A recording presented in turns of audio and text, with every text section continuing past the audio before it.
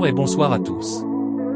Aujourd'hui, dans notre premier thème de bonheur conjugal, nous nous attellerons de briser un tabou des plus incompris de la vie de couple. Sommes-nous destinés qu'à être au service de la belle famille sans se soucier de notre avenir? Mon salaire doit-il juste être la propriété exclusive de ma femme ou de mon mari? À quel point la famille de mon conjoint ou conjointe doit s'initier dans nos vies de couple? Ce soir, Bonheur conjugal ouvre la brèche au travers de la parole de Dieu, la Bible, avec cette histoire fictive doublée par des acteurs inspirés de notre quotidien. Bon visionnage. Soyez les bienvenus, très chers messieurs. Merci. Vous allez bien? Oui, ça va. Alors, je rappelle que vous êtes monsieur Maxime Legrand. Vous êtes marié, père de 2 enfants, Ouais. et vous exercez en tant que Interprète. interprète Dans un cabinet. dans un cabinet de la place. Voilà. Alors ici, vous êtes ici pas forcément pour apprécier la beauté du plateau, vous êtes ici parce que vous avez une histoire à partager avec nous. Quelle est cette histoire? Quel est le problème qui vous emmène ici? Pourquoi vous êtes ici? Avant que vous ne répondiez à la question, je voudrais vous demander comment est-ce que vous avez eu écho de l'émission Point d'accord? Je suis LMTV et très souvent, c'est l'une des émissions sur laquelle je m'attarde beaucoup. Voilà. Donc, je suis là aussi parce que c'est une opportunité pour pouvoir laver le linge sale, voilà, comme on dit. Étant donné que je suis chrétien, bah, c'est un canal pour moi qui est indiqué pour pouvoir régler les situations les plus compliquées. Donc, c'est ça un peu. D'accord. Monsieur Maxime, avant de venir ici, est-ce que vous avez pris le soin de trouver d'autres voies de recours, justement, pour trouver une solution à votre problème? Oui, naturellement, quand on a un problème, c'est notre cercle rapproché. C'est à notre cercle rapproché qu'on s'adresse. Voilà, donc je l'ai fait, mais je n'ai pas eu la solution. Effectivement, j'ai touché les parents, les amis, l'église, tout ça. C'était vraiment compliqué. Tout à l'heure, vous allez comprendre pourquoi. D'accord. Et on peut savoir quelle est la personne que vous souhaitez rencontrer ici? Ma femme. C'est avec elle que vous avez des problèmes? Ouais. D'accord. Et ça dure combien de temps?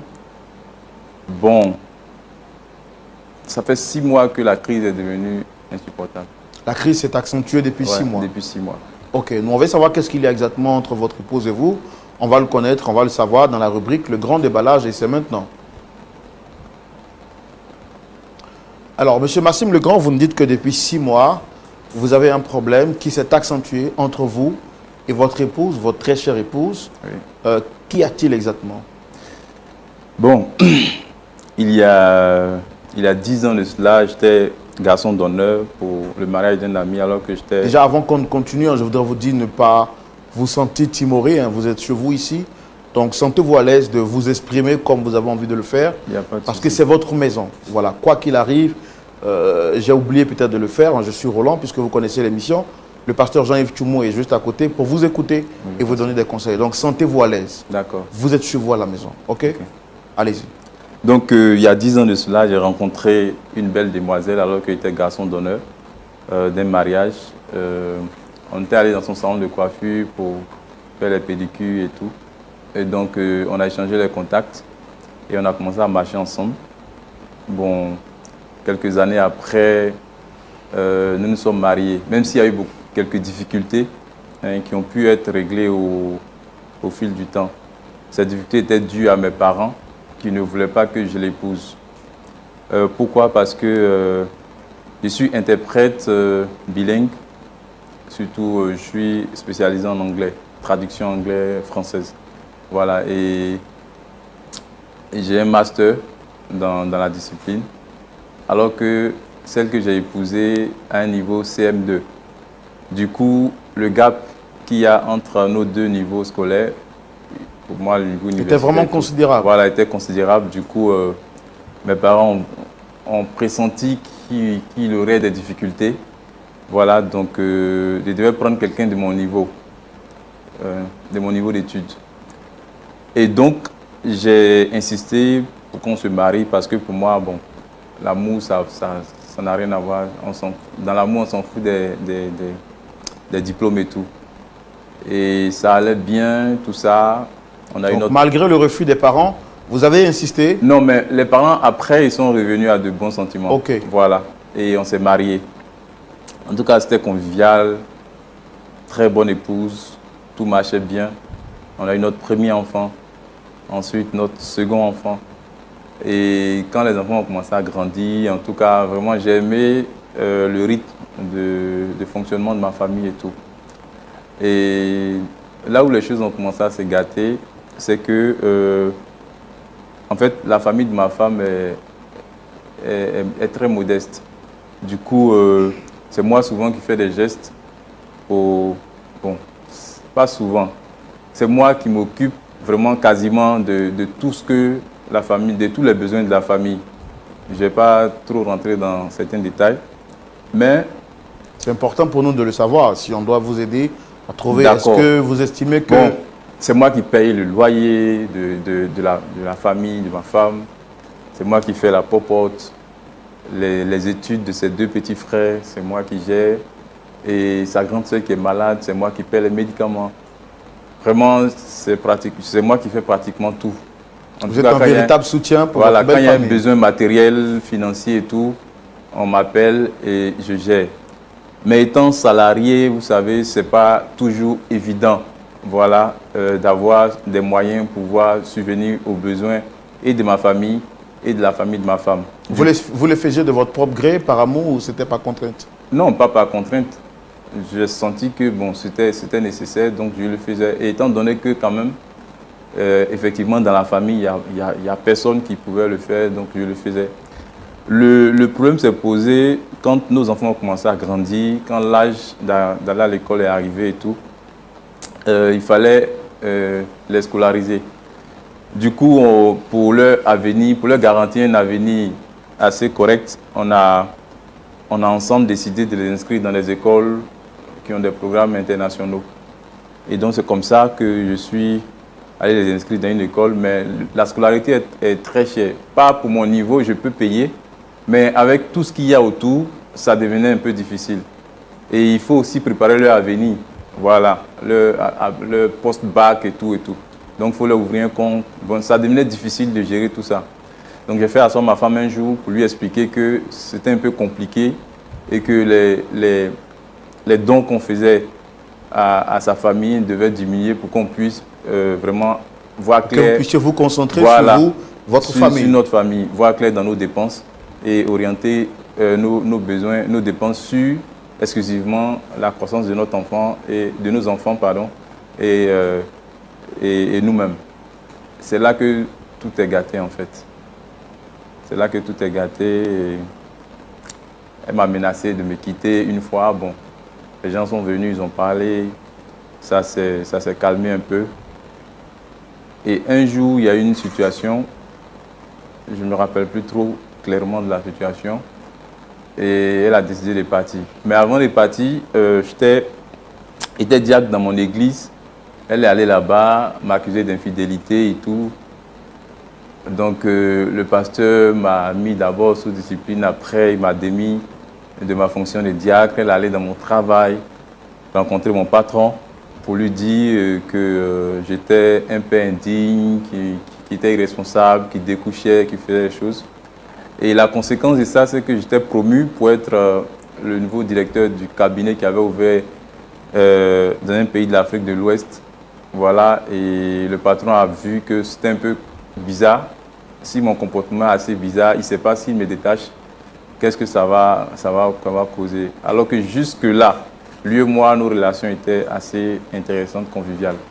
Donc ça fait que j'ai plus la promotion, donc je suis resté. Mais là, le souci que j'ai, c'est que cette situation de séparation me met très mal à l'aise parce que mes enfants sont là, ils sont seuls. Je suis obligé de prendre quelqu'un pour s'occuper d'eux et tout. Et c'est vraiment compliqué. Donc, je viens sur ce plateau pour solliciter l'aide de cette émission afin de trouver une solution. Qu'est-ce qu'elle vous reproche exactement, votre épouse? Elle veut que je puisse garder le rythme le même rythme. Non, moi je ne comprends pas. Essayez de m'expliquer clairement. C'est-à-dire, tout ce que je faisais pour sa famille ne doit pas être touché. C'est-à-dire, je dois faire ça. Tout ce qui est cité tout à l'heure et plus, je dois faire chaque fois qu'elle demande. Et ce n'est pas des petites sommes en tout cas. Et c'est la raison pour laquelle elle a quitté la maison. Oui, c'est ça. Et quand elle a quitté la maison, vous n'avez pas tenté d'échanger avec elle pour qu'elle revienne? Elle ne prend plus mes appels et quand je passe par d'autres personnes, si c'est ce problème, elle n'écoute pas. Et votre femme, qu'est-ce qu'elle fait comme activité? Elle était coiffeuse et quand les enfants ont commencé à grandir, bon, on a parlé ensemble pour qu'elle puisse venir à la maison ou rester à la maison parce que son travail lui prend beaucoup de temps. Et comme vous savez, on est à Abidjan, c'est... Essayez de parler plus fort, j'ai du mal à vous entendre. J'ai dit qu'elle était coiffeuse. Et quand les enfants ont commencé à grandir, on a parlé ensemble à cause du temps qu'elle n'avait pratiquement pas. Quand elle rentrait, elle était fatiguée et tout, pour qu'elle reste à la maison pour pouvoir s'occuper des enfants. Donc, elle est femme au foyer. Sur votre demande, bien sûr. Non, c'est une demande consentante.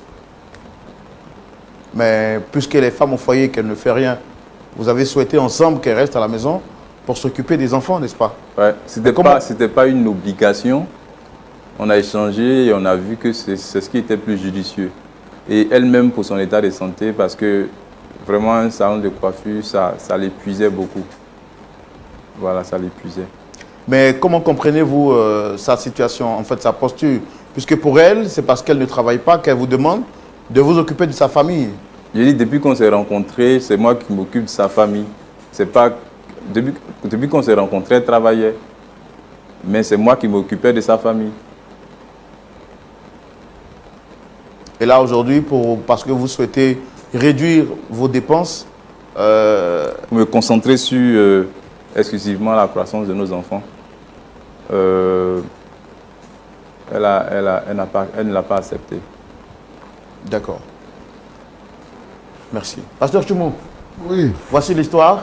Vous la comprenez? Oui, bien. Alors, monsieur Maxime Legrand, venu sur ce plateau, nous fait comprendre qu'il a rencontré une belle jeune dame depuis sa tendre jeunesse avec qui il a grandi. Par amour pour elle, il s'est marié avec elle. Lui ayant un niveau supérieur, master, et la jeune dame en question en tant que titulaire d'un CP, c'est ça? Vous avez dit, c'est ça? Niveau CM2. Niveau CM2.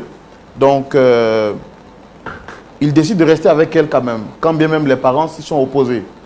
Mais aujourd'hui, la femme ne travaille pas, ne fait pas grande chose, et elle oblige son mari à prendre soin d'elle, mais également de sa famille. Ce qu'il faisait au départ, mais aujourd'hui, il estime que, vu que les enfants grandissent, il faut qu'ensemble, ils se concentrent sur l'éducation de leurs enfants. Sa femme lui dit, pas question, si tu ne peux pas t'occuper et de mes parents et de moi-même, c'est que tu n'es pas digne de moi. Et donc, elle quitte la maison, et ça fait 6 mois maintenant qu'elle a quitté la maison, abandonnant ses enfants et son époux. Il vient donc sur le plateau plaider notre soutien pour on l'aide à retrouver le sourire et justement faire entendre raison à son épouse. On peut la faire venir? Bien sûr. D'accord. Public, merci de recevoir l'épouse de notre frère, M. Maxime Legrand. On la reçoit sous vos applaudissements.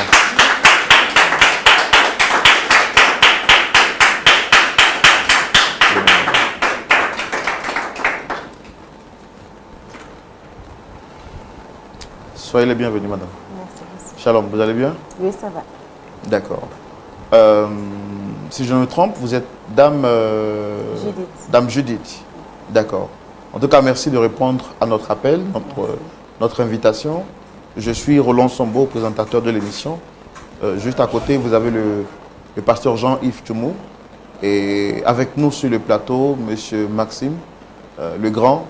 Je demande tous les jours, hein, toutes les fois, quand les gens viennent sur le plateau, est-ce que les personnes qui les ont invités, est-ce que vous les reconnaissez, oui, pas, oui ou pas? Est-ce que vous reconnaissez M. Maxime Legrand sur le plateau? Bien évidemment, c'est mon époux. Votre époux? Oui. Ça fait combien de temps que vous êtes mariés? 10 ans. Et tout va bien entre vous? Oh, bien sûr. Tout va bien. Comment ça, tout va bien? Je ne comprends pas pourquoi il est ici aujourd'hui. Ce matin, quand il partait, il m'a dit qu'il partait au travail. Je ne sais pas pourquoi il est ici. Mais c'est faux ce qu'elle dit. Mais comment ça, tout va bien? Chérie, Ça fait 6 mois, ça fait 6 mois que tu as quitté le foyer. Ça fait 6 mois. On ne va pas transporter nos problèmes sur... Si, on va les transporter ici parce qu'ils sont devenus très graves et insupportables. Chérie, arrête ça. Ça veut dire quoi ça? Ça fait 6 mois qu'elle n'est pas à la maison. Tout ne va pas bien. Tout ne va pas bien. Mais, dis-moi, si tout ne va pas bien, c'est parce que tu ne veux pas que tout aille bien. Sinon, je trouve que tout va bien. C'est moi que tu accuses de cette situation? Je ne t'accuse pas. Je ne t'accuse pas. Mais qu'est-ce que tu me reproches? À toi de voir. Bon, Monsieur Roland, il n'y a rien qui va. Franchement, il n'y a rien qui va. Ce qu'elle dit, je ne sais pas pourquoi elle fait ça, mais vraiment, on est dans des problèmes.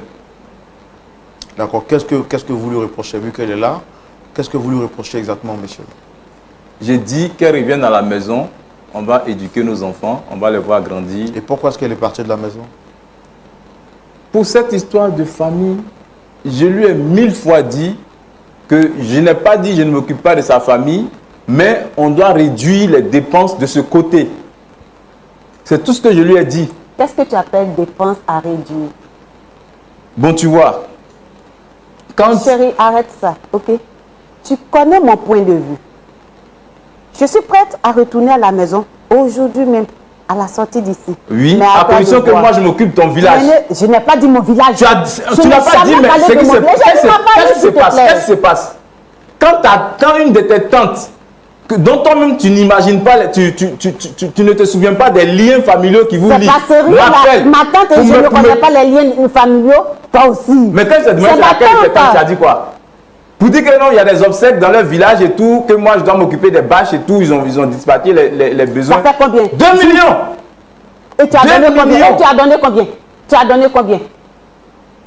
Arrête ça, chérie. Nous sommes devant les gens, hein? Arrêtons ça. Alors, madame, c'est vrai qu'on a écouté la version de votre époux. Il serait bien également de connaître votre version des faits. Tout à l'heure, vous avez dit que tout allait bien avec un grand sourire, mais on se rend compte qu'effectivement, le torchon brûle entre vous. Qu'est-ce qu'il y a exactement? Ok. Comme il veut qu'on explique tout, on va tout déballer. Sinon, tout va bien. J'ai rencontré mon mari, j'étais coiffeuse, toute jeune. On s'est mariés.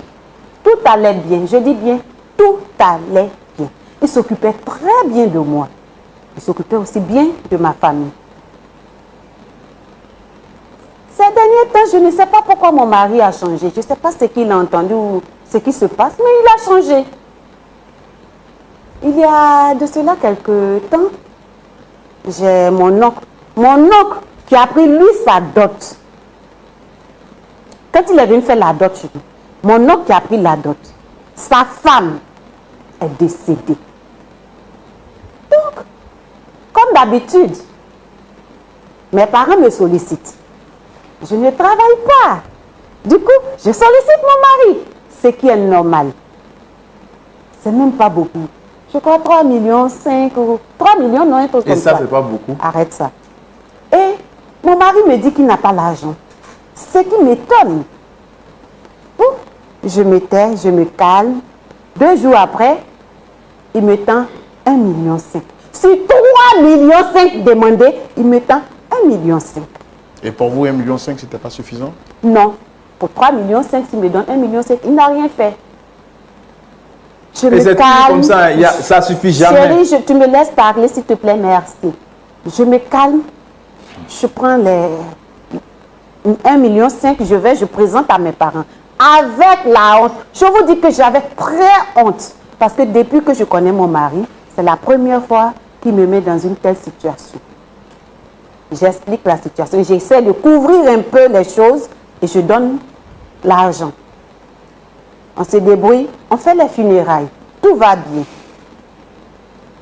Quelque temps après, ma cousine, la fille à la tante de ma tante.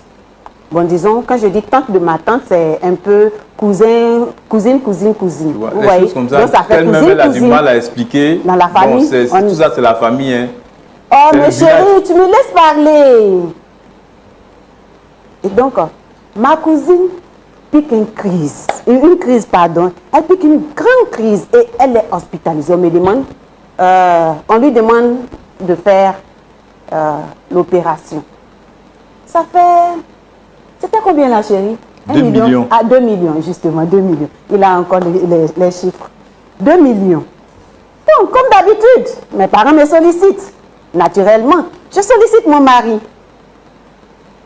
Cette fois-ci, il ne me dit pas qu'il n'a pas d'argent. Hein. Il me sort une phrase. Chérie, tu sais, je ne vais plus continuer à m'occuper de tes parents. Ça suffit là. Ah, je tombe des nues. Parce que depuis que je connais mon mari, depuis 10 ans, on a toujours fonctionné comme ça. Quand même pour 2 millions, c'est rien. Habituellement, il peut donner jusqu'à 10 millions. Hein. Des fois même là, je ne le sollicite pas. Lui-même, il le fait. Donc pour 2 millions, ce sont des miettes. C'est rien ça. Étonnée, chérie, mais qu'est-ce qui se passe? Est-ce que je t'ai fait quelque chose? Je me dis, bon, peut-être qu'il s'est passé un truc entre nous, il n'a pas aimé. Il dit non. Lui, il veut se concentrer sur l'avenir des enfants. Mais attends, le compte est fourni, le compte est garni. On n'a pas de problème. Et tenez-vous bien, mon mari n'a pas donné un rond jusqu'à ce que ma cousine décède. Ma cousine est décédée. Fâché, je reste dans mon coin. Il m'appelle, il veut causer, je dis non. Donc je lui ai dit simplement, dans le calme même, pas de bruit, pas de problème. Chérie, moi, je rentre en famille. Tu sais que je ne travaille pas. Mes parents ne sont pas aisés. Mon papa est souffrant, il est à la retraite et tout ça. Vraiment, les choses ne vont pas bien.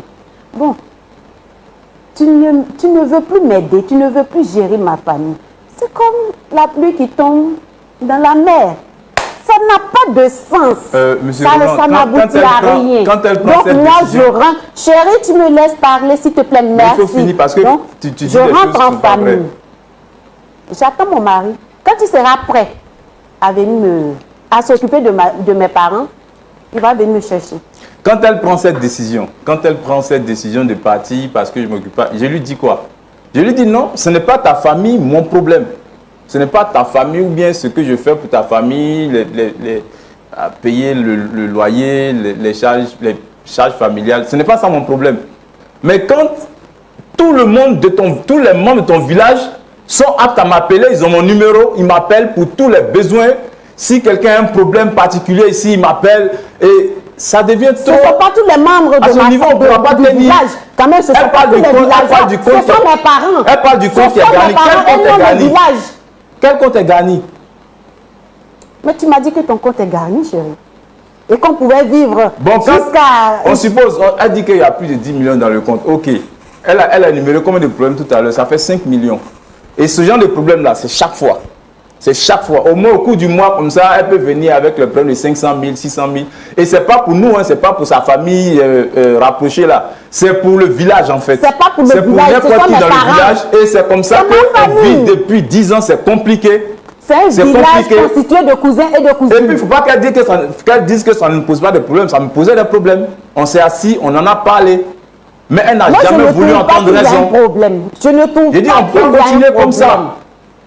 On peut continuer comme ça, franchement. En tout cas, moi, je ne vois pas le problème. Je ne sais pas pourquoi tu te plains. Parce que... Oui, tu ne vois pas le problème parce que ce n'est pas toi qui fais les dépenses. C'est normal. Mais quelle bonne dépense! Madame, qu'est-ce que vous faites dans la vie? J'étais coiffeuse. Et actuellement, qu'est-ce que vous faites? Je suis à la maison, je m'occupe des enfants. Et de mon mari, bien sûr. Quelles sont les charges que vous prenez à la maison? Ah, les charges que je prends à la maison. Je me réveille très tôt le matin, aux alentours de 4h35.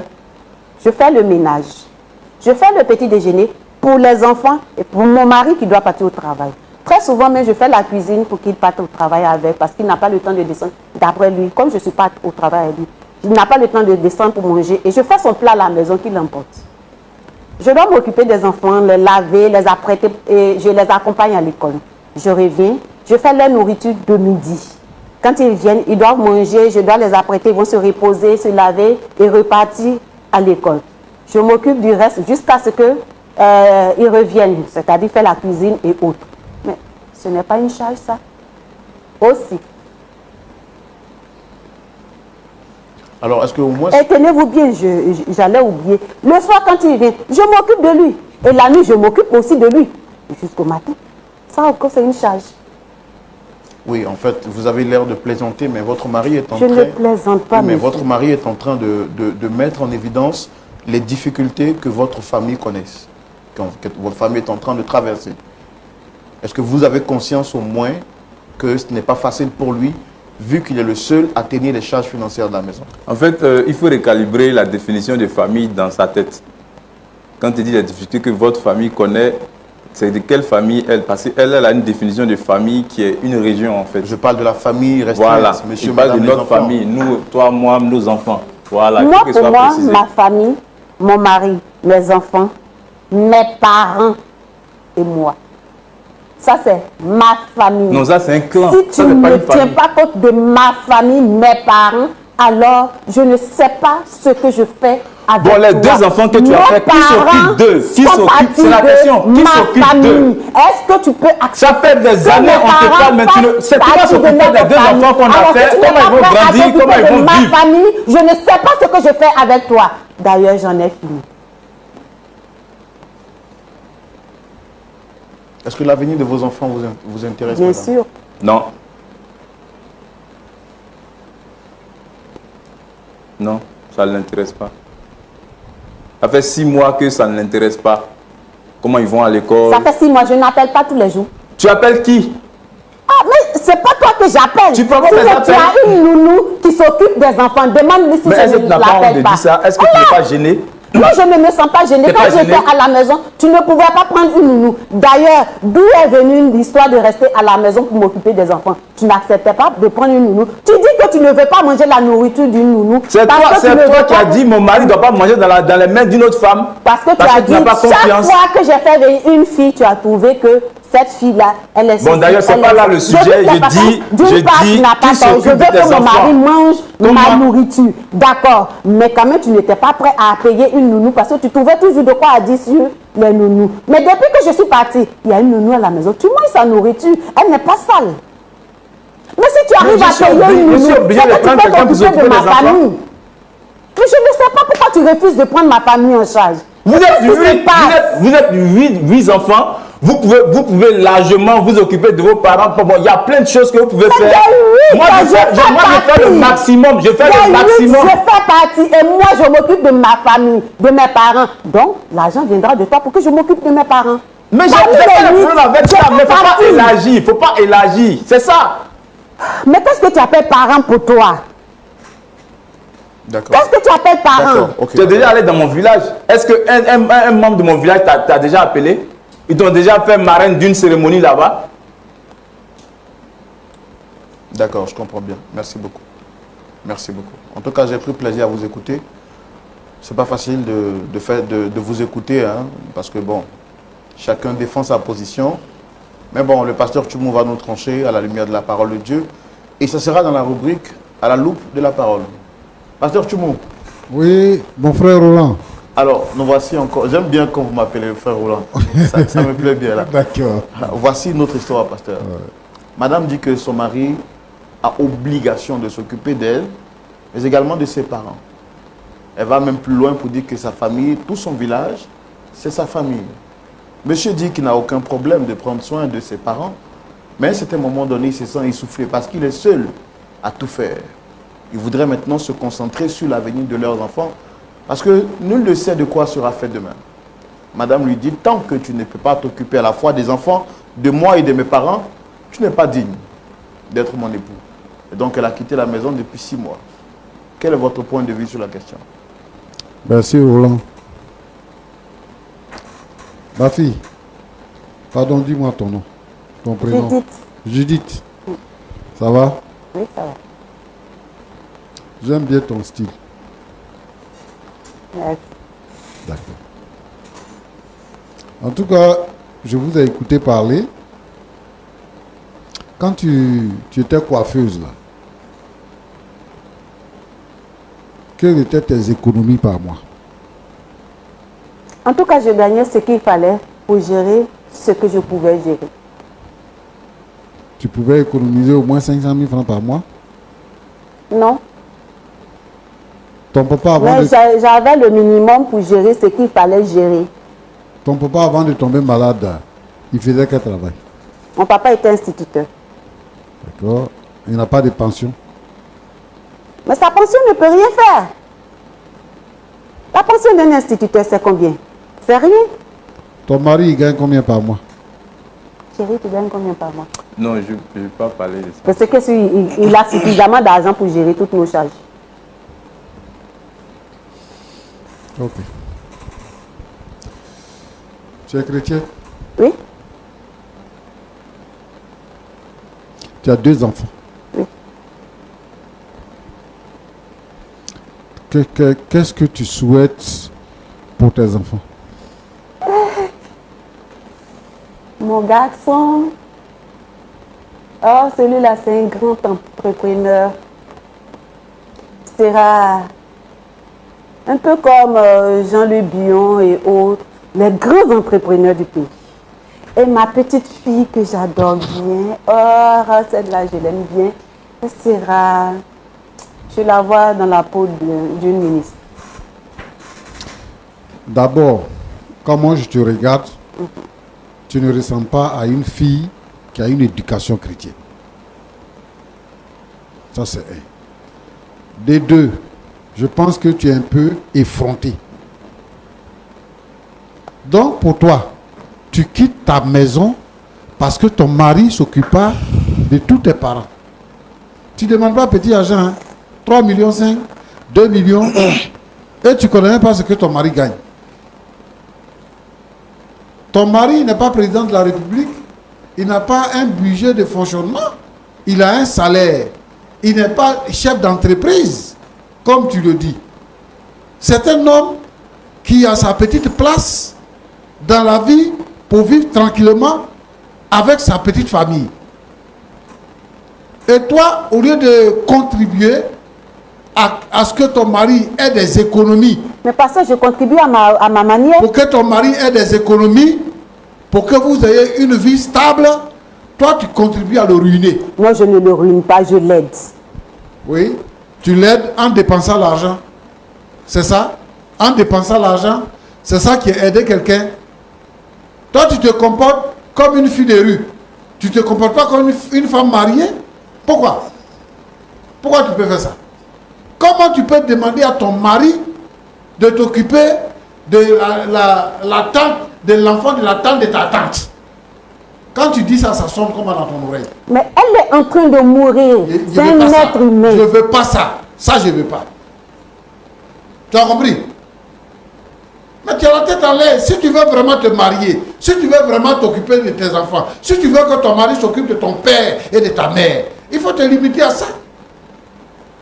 Pour que, au moins, vous ayez un avenir. Pour que tes enfants aient un avenir. Pasteur, votre vérité n'est pas forcément ma réalité. Mais je veux dire quoi? Je veux dire que ton mari, là, ce n'est pas une banque.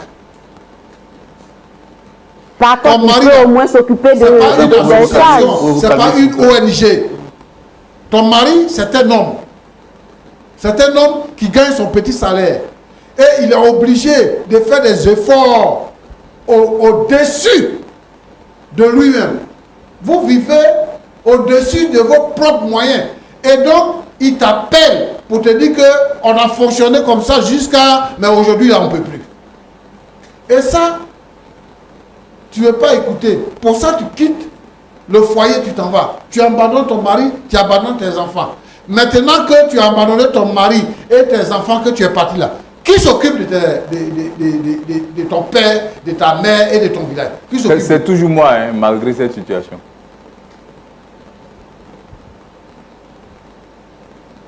Judith, moi je pense que tu as un problème. Je pense que tu as un problème. Hein. C'est-à-dire que tu te comportes, comme on dit ici en Côte d'Ivoire, là, tu te comportes comme une kisa. Parce qu'elle n'a rien à perdre. Elle vient, c'est comme ça qu'elle vit. Elle gagne son argent. Mais pendant que ton mari est vivant et qu'il peut encore gagner de l'argent, si toi-même, tu ne prends pas la peine de voir ce que tu peux faire avec ton mari pour économiser, pour avoir des réalisations, tu seras perdante. Tu Parce penses que si nous ton avons mari, là, il déjà meurt, des réalisations je et dis, de l'économie. tu penses que si ton mari là, il meurt, il y a quelqu'un qui va s'occuper de toi? Tu penses qu'il y a quelqu'un qui va s'occuper de toi? La famille existe et puis toi tu es né dedans. Et puis toi-même là, coiffure là, on connaît. Quand les femmes qui font coiffure, on connaît, elles gagnent combien? Moi je pensais que tu allais dire à ton mari, fais 2, 3, 4 salons de coiffure où tu vas mettre des gérants et puis les gens vont gérer les salons de coiffure pour que ça puisse vous rapporter. Dis à ton mari, achète des taxis, fais ceci et cela, achète des terrains, fais ceci et cela. Moi je pensais que... Parce que nous avons des terrains. Madame, pouvez vous calmer, madame? Je suis calme. Je suis calme. On ne va pas vous permettre de manquer de respect au pasteur. Pouvez vous calmer, s'il vous plaît? Je suis calme. Désolé. Mais tout ça, c'est pas ton problème. Ton mari n'a qu'à s'occuper de tes parents. Est-ce qu'en réalité, quand ton mari donne l'argent à tes parents, tu vas donner? Parce que c'est pas petit argent. 3,5 millions. Et tu trouves que ton mari t'a foutu la honte parce qu'il t'a donné 1,5 million pour donner à tes parents. Mamie, dans le pays où on est là, ça existe. Moi, je ne te crois pas. Il faut changer ta façon de faire. Je suis à l'aise de parler avec toi parce que tu dis que tu es chrétienne. Chez nous, à l'église, les femmes ne se comportent pas comme ça. La Bible demande aux femmes d'être vertueuses. Où est ta vertu? Et les chrétiens dépendent de Dieu. Ils s'attendent à la volonté de Dieu. Ils demandent à Dieu pour que Dieu leur donne. Et toi, tu t'attends à qui? Non. Soyons sérieux quand même. Et tu t'assois là, tu fais comme si je ne sais pas quoi. Moi, je pense que tu as besoin d'un psychologue. Parce que cette façon-là, moi, je n'ai jamais vu ça. Chérie, tu connais. C'est Maxime, non? Tu sais ce que tu as à faire. Maxime. Oui, pasteur. Bon, moi, je veux te dire quelque chose. C'est vrai, hein? On est chrétien. Et qu'il y a des choses qui peuvent choquer les gens. Si on dit ça. Mais à toi, je vais dire. Tes parents, là, ils t'ont prévenu. Ici, là, dans le pays, là, on a entendu des chanteurs dire des choses, et puis ça a pris forme. Ils ont dit que, quand tu es avec madame, là, si tu payes la facture de l'électricité, elle paye la facture de l'eau. Toi, tu te joues les dangereux. C'est-à-dire que tu te montres comme quelqu'un qui est capable de tout. C'est monsieur qui dépense 1 million, 2 millions, 5 millions, 10 millions. Elle dit que même tu allais jusqu'à dépenser 10 millions. Mais quand tu as sémé quelque chose là, ça va germer.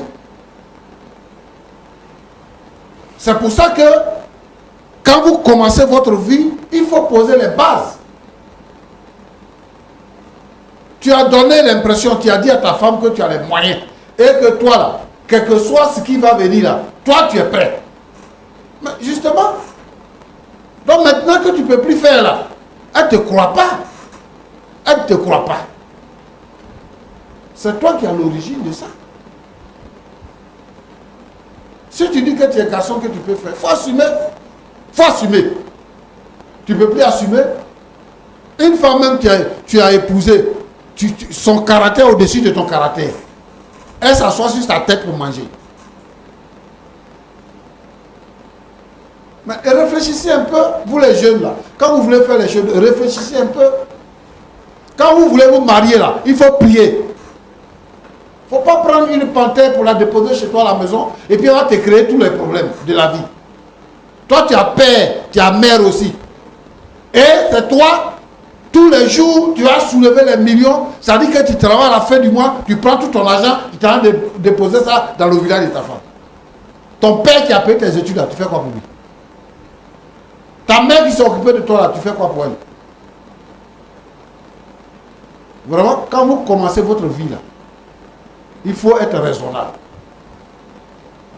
Et puis, Le Seigneur, nous, à l'église, on a le temps, lorsqu'on va se marier, là, on a le temps de faire les fiançailles pour savoir à qui on va se marier.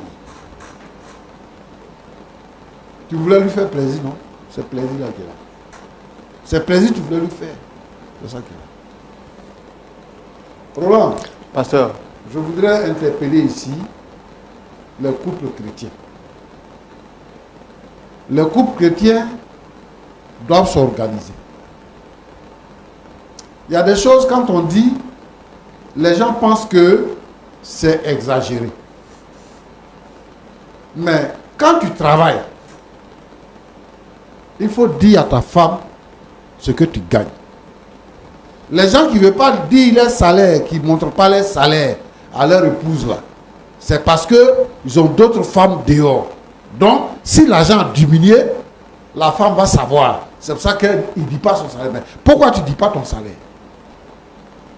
Dis ton salaire, montre ton salaire. Nous autres là, quand on gagne l'argent en vie, on donne. C'est elle-même qui gère. Comme ça, quand il y a problème, elle sait comment faire. Mais vous ne dites pas vos salaires à vos épouses. Donc, elle croit que vous avez l'argent jusqu'à fatiguer. Mais vos parents, même, ils quittent au village, ils viennent parce qu'ils pensent que vous êtes plus payé que le président de la République. C'est eux qui ont venu commander la maison parce que leurs frères ont l'argent.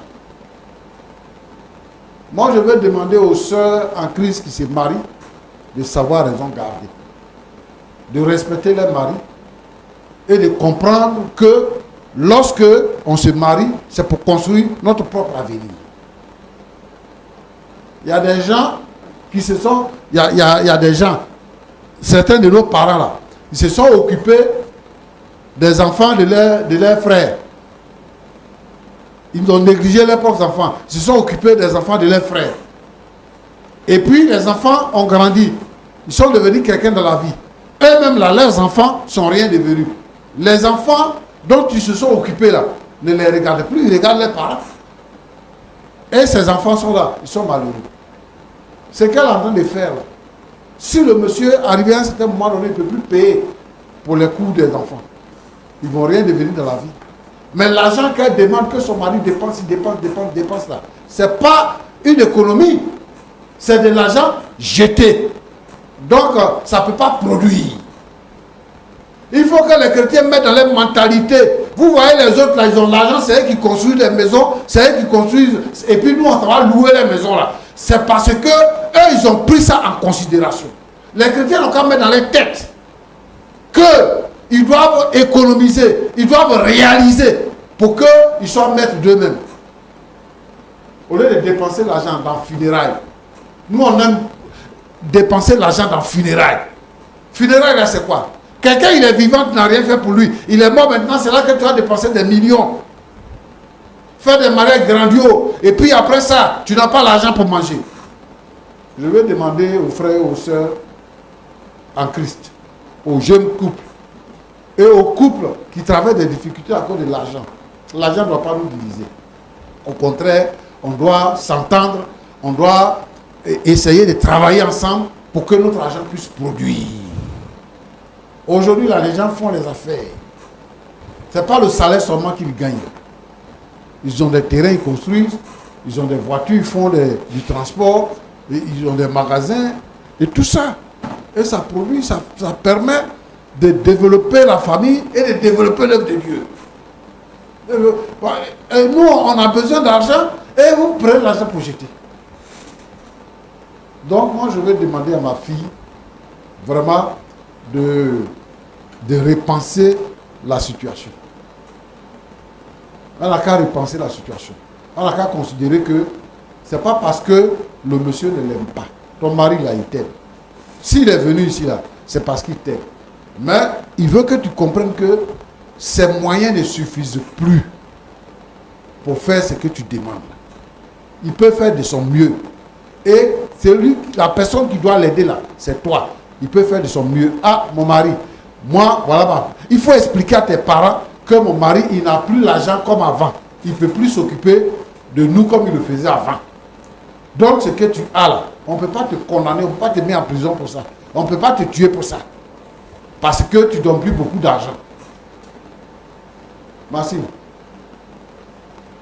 Pasteur. donc moi, ce que je veux te dire, c'est que tu as pris comme décision. Ce n'est pas une mauvaise décision. Le fait de dire que on ne peut plus continuer comme ça, ce n'est pas une mauvaise décision. Mais tu connais ta femme. Donc, quand tu vis avec quelqu'un que tu la connais, il faut savoir comment tu parles avec elle. Parce que, pour qu'elle ne travaille plus là, tu dis que vous êtes assis et vous avez parlé. Maintenant, elle dit que toi, quand elle t'a dit qu'elle voulait l'argent, là, 2 millions, là, quand elle t'a dit qu'elle voulait ça, tu n'as rien dit. Et quand vous avez eu l'occasion de parler de ça, tu dis on ne peut pas continuer comme ça. Fais-la en soi parce que tu la connais. Et puis dis-lui que vraiment, pourtant, on ne peut plus faire comme ça. Même si elle te demande l'argent, que cet argent-là, tu ne peux pas lui donner, c'est que tu peux lui donner. Il faut lui expliquer pourquoi. Sinon, ce n'est pas bien que ta femme soit en famille. Toi-même, tu dis qu'elle est partie en famille, mais toujours tu t'occupes de sa famille. Voilà. Donc, moi, je veux que vous puissiez régler ça. Voilà. Ma fille, il faut comprendre ton mari. C'est parce que vraiment les moyens sont limités. Ce n'est pas parce qu'il ne veut pas faire. Ce n'est pas parce qu'il ne t'aime plus. Ce n'est pas parce que vous êtes arrivé à un certain niveau que lui, il ne veut plus aller. Mais à cause des enfants, il ne peut plus faire ce qu'il faisait avant. Que Dieu vous bénisse. Amen. Amen. Merci beaucoup, Pasteur Tchoumou. Merci pour ces sages conseils. Nous sommes pratiquement à la fin de notre entretien. Ce que je voudrais relever également sur ce plateau, avant de donner la parole à Dame Judith, vous savez, le travail que nous faisons est un travail difficile. Il n'y a aucun de ceux qui viennent ici, personne ne paye. On vous reçoit parce qu'on veut vous aider. Et quand quelqu'un, vous tendez la main à une personne que la personne vous reçoit, ayez quand même la gentillesse de bien vous comporter. On ne va pas accepter que vous veniez. On ne va pas accepter que vous veniez sur le plateau et que vous vous mettiez à échanger, à dialoguer avec le pasteur Tchoumou. Il a l'âge d'être notre père, ce n'est pas notre camarade. Et ça, je le dis à l'endroit de Dame Judith. Plus jamais j'accepterai sur ce plateau que quelqu'un essaie de lui manquer de respect. Il faut qu'on soit vraiment clair. Pour tous ceux qui veulent passer sur le plateau. Vous avez un mot à dire avant qu'on ne termine? Oui, je veux parler à ma femme. En 30 secondes, parce que nous sommes pratiquement à la fin. Ouais. Un projet de vie, ça se construit. Et qui parle de construction, parle de financement de la construction. Donc, comme le pasteur a dit, quand on va se retrouver à la maison, on va bien parler de tout, mais qu'elle revienne, c'est tout. Dame Judith, vous avez entendu votre mari parler. Il vous demande de revenir, le pasteur Tchoumou également. Vous demande aussi, avec moi également, nous vous demandons de revenir à la maison pour régler le problème en famille. Quel est votre mot de la fin? Vous connaissez déjà mon point de vue. S'il est d'accord, il n'y a pas de problème. Oui, votre point de vue, il est connu. Mais c'est pourquoi il est venu sur ce plateau pour négocier avec vous. S'il est d'accord, D'accord à quoi, madame? Ce que j'ai dit là, on ne va pas revenir sur la même chose. S'il est d'accord, on s'en va comme ça même, on va prendre les affaires. Il n'y a pas de problème.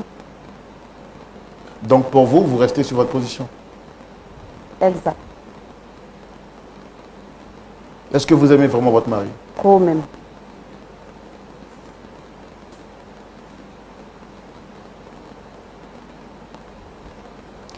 Pasteur Tchoumou, à l'impossible, nul n'est tenu. On a fait tout ce qu'on pouvait.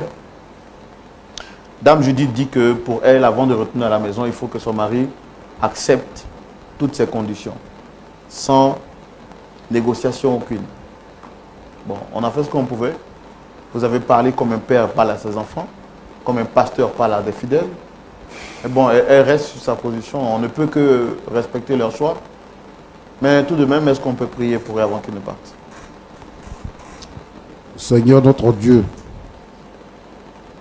ce qui est impossible aux hommes est possible à Dieu. Je veux te prier pour ce couple en difficulté. C'est toi qui crées en nous le vouloir et le faire. Tu peux changer la mentalité de Dame Judith pour qu'elle puisse se retrouver son foyer, son mari et ses enfants. Seigneur notre Dieu, pour tous les couples qui traversent cette situation où on ne peut pas s'entendre sur un point. Seigneur notre Dieu, brise l'esprit méchant. La puissance des ténèbres soit brisée. Et que Seigneur, il y ait une entente dans chaque foyer chrétien. Merci Seigneur au nom de Jésus. Amen. Amen. Amen. Merci à vous, très chers amis téléspectateurs de Lumière du Monde Télévision. Pasteur depuis le Bénin, merci d'être venu également. Merci au pasteur Tchoumou, merci à vous aussi d'être venu sur le plateau. Merci. On prie que le Seigneur vous aide à vraiment continuer dans sa foi et dans sa présence. On ne va pas vous abandonner. On sera avec vous, on vous suivra en privé. Et nous savons que par la grâce de Dieu, un point d'accord final sera trouvé. À vous toutes et à vous tous, comme je l'ai dit tout à l'heure, merci d'être restés fidèles jusqu'à la fin de ce numéro. Avant de vous laisser et vous dire au revoir, je voudrais vous rappeler que la période de collecte de fonds de Lumière du Monde Télévision a débuté depuis un certain moment. Nous avons besoin de votre main d'association. Vous pouvez être partenaire à cette chaîne qui vous apporte la vie de Christ chez vous. Vous avez donc les numéros qui s'affichent juste au bas de l'écran. Il suffira pour vous seulement de les contacter et puis de faire parler votre cœur en soutenant cette télévision.